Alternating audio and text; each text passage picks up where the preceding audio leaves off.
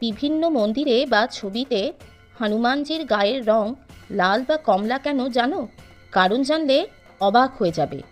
একদিন হনুমানজি দেখলেন মাতা সীতা তাঁর সিঁথিতে সিঁদুর পরছেন।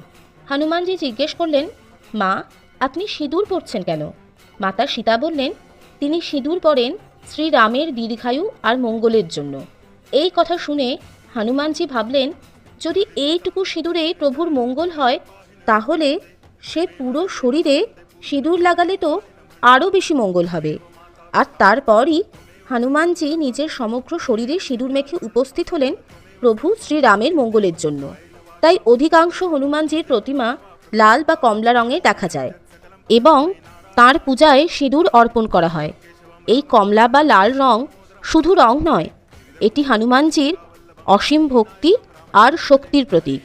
এমনই আরও অজানা ধর্মীয় কাহিনী জানতে হলে চ্যানেলটি সাবস্ক্রাইব করে রাখুন। জয় বজরংবলী।